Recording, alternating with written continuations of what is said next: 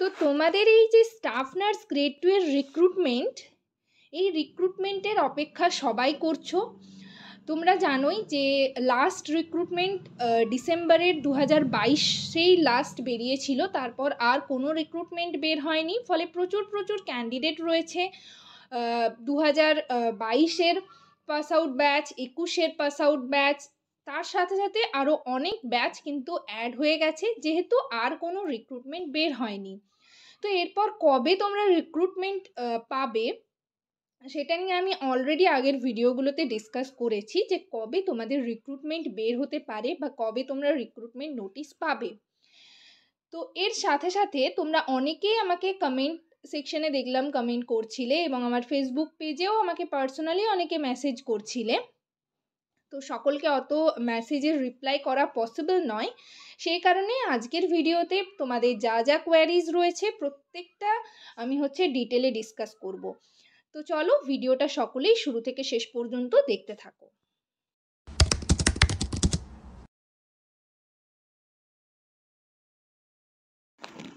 Hello সবাইকে, journey of a nurse চ্যানেলে তোমাদের আবারও ওয়েলকাম জানাই। তো আজকে আমি আরেকটা ইন্টারেস্টেড টপিক নিয়ে তোমাদের সাথে ডিসকাস করব। তার আগে তোমাদেরকে বলে রাখি, যারা আমার চ্যানেলে নতুন এসছো, প্রথমবার আমার ভিডিও দেখছো, তাদের যদি ভিডিওটা ভালো লেগে থাকে এবং ইনফর্মেটিভ বলে মনে হয় বা হেল্পফুল বলে মনে হয়, তাহলে অবশ্যই ভিডিওটাতে লাইক এবং শেয়ার করবে। চ্যানেলটিকে অবশ্যই সাবস্ক্রাইব করে রাখবে নার্সিং রিলেটেড নতুন আপডেট এবং অথেন্টিক সব ইনফরমেশন পাওয়ার জন্য। আশা করি তোমরা সবাই ভিডিওটা শুরু থেকে শেষ পর্যন্ত দেখবে, কেউ স্কিপ করবে না। তো চলো দেরি না করে ভিডিওটা শুরু করা যাক।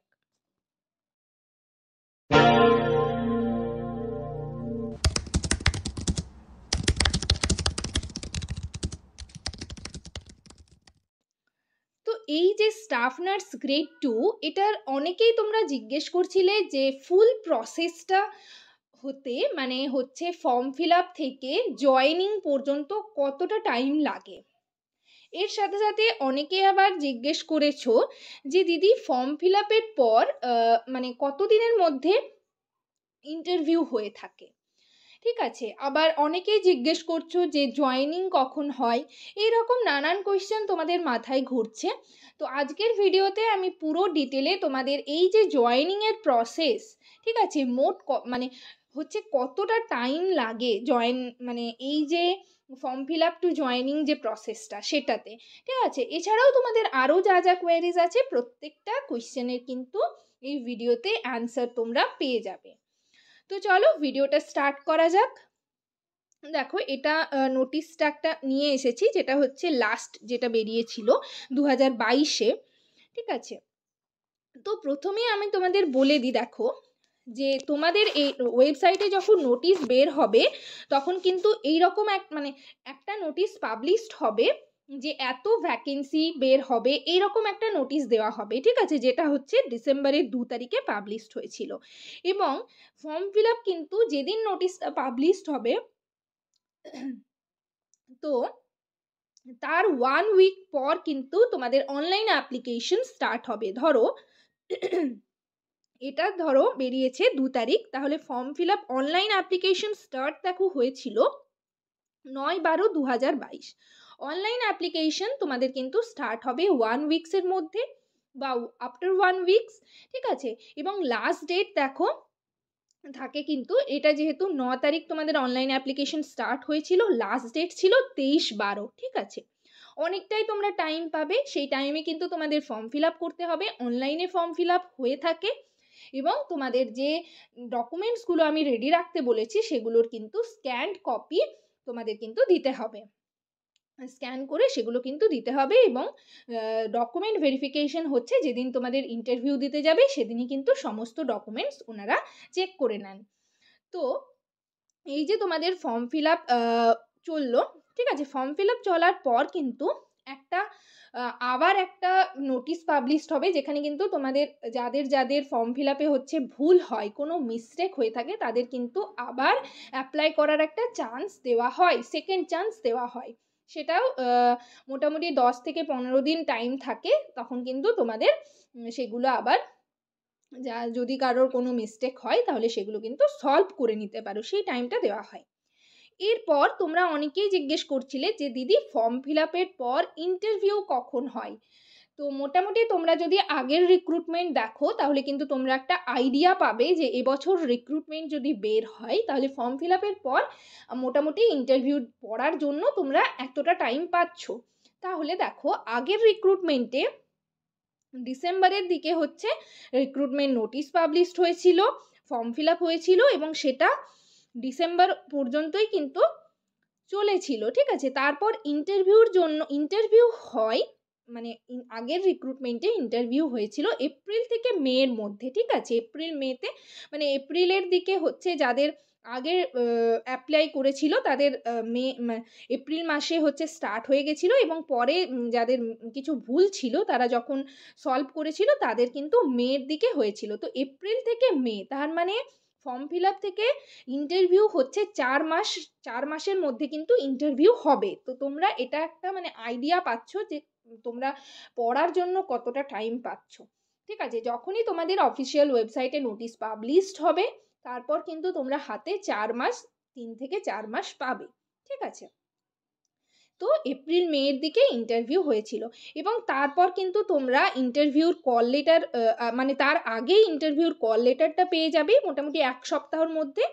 কল লেটারেই কিন্তু তোমাদের লেখা থাকবে, মেনশন করা থাকবে যে তোমার ইন্টারভিউর ডেট কবে, কোন ফ্লোরে রয়েছে, ভেনিউ, টাইম সব কিছু কিন্তু সেই কল লেটারেই লেখা থাকবে। কল লেটারটা হচ্ছে ইন্টারভিউর মোটামুটি 1-2 সপ্তাহ আগে কিন্তু তোমরা ডাউনলোড করতে পারবে, ঠিক আছে। তাহলে এপ্রিল মের দিকে আগের বারে ইন্টারভিউ হয়েছিল, মানে 4 মাস কিন্তু তোমরা টাইম পাচ্ছ।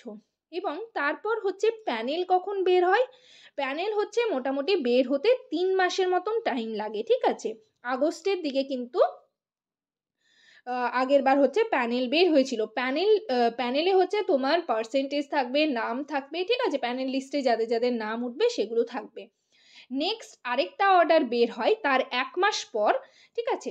যদি ধরো আগস্টের শেষের দিকে প্যানেল আগের বারে মেবি বের হয়েছিল এবং পোস্টিং অর্ডার একটা বের হয় যেখানে কিন্তু প্যানেল লিস্টে যাদের নাম রয়েছে, ঠিক আছে, তাদের একটা পোস্টিং অর্ডার বের হয়, মানে তাদের প্লেস অফ পোস্টিং কোথায় পড়েছে সেটা কিন্তু পরের মাসে বের হয়। যদি প্যানেল হচ্ছে বের হতে মানে শেষের দিকে বের হয় তাহলে হচ্ছে পোস্টিং অর্ডারটা পরের মাসের ফার্স্ট উইকে বের হয় এবং সেই মাসেই কিন্তু জয়েনিং হয়, ঠিক আছে।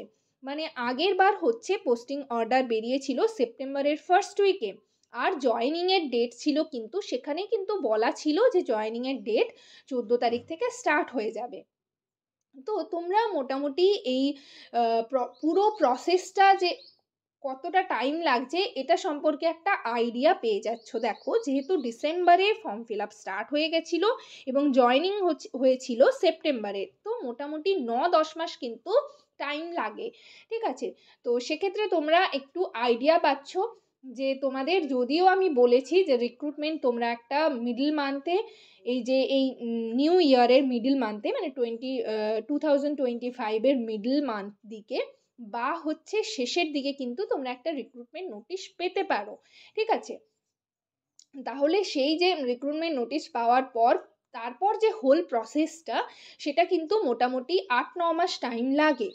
তো এখান থেকে তোমরা ইন্টারভিউর জন্য কিভাবে প্রিপারেশন নেবে, ইন্টারভিউর জন্য কতটা টাইম পাচ্ছ পুরো ডিটেলে কিন্তু তোমাদের সাথে ডিসকাস করলাম। তো তোমরা একটা আইডিয়া কিন্তু পেয়ে যাচ্ছ, আগের রিক্রুটমেন্ট যদি দেখো বা তার আগের রিক্রুটমেন্ট দেখো তাহলে কিন্তু তোমরা বুঝতে পারবে। যেহেতু 2026-এ ইলেকশন রয়েছে, তো সেই ক্ষেত্রে আমার যেটা মনে হয় পার্সোনালি 2025-এ কিন্তু তোমরা রিক্রুটমেন্ট নোটিশ পেয়ে যাবে এবং জয়েনিংও কিন্তু তোমাদের মানে যাই হোক জয়েনিংটা এখন বলছি না, আগে রিক্রুটমেন্ট নোটিশ পাও, তারপর হচ্ছে আরও আস্তে আস্তে ডিটেলে তোমাদের সাথে ডিসকাস করব। তো যাই হোক তোমাদের যা যা কোয়ারিজ ছিল আশা করি সর্ট আউট হয়ে গেছে। এছাড়াও যদি তোমাদের কোনো কোয়ারিজ থাকে ইন্টারভিউ রিলেটেড বা আদার স্টাফ নার্স গ্রেড 2 রিলেটেড অবশ্যই আমাকে কমেন্ট সেকশনে কমেন্ট করে জানাবে। ভিডিওটা এখানেই শেষ করলাম। ভিডিওটা যদি তোমাদের ইনফর্মেটিভ বলে মনে হয় তাহলে অবশ্যই ভিডিওটাতে লাইক এবং শেয়ার করবে। চ্যানেলটিকে অবশ্যই সাবস্ক্রাইব করে রাখবে নার্সিং রিলেটেড নতুন নতুন আপডেট এবং অথেন্টিক সব ইনফরমেশন পাওয়ার জন্য। তো তোমরা কমেন্ট সেকশনে কমেন্ট করে জানাতে পারো তোমাদের আরও কিছু কোয়ারিজ রয়েছে কি না। ঠিক আছে, যাই হোক ভিডিওটা এখানেই শেষ করলাম। Thank you.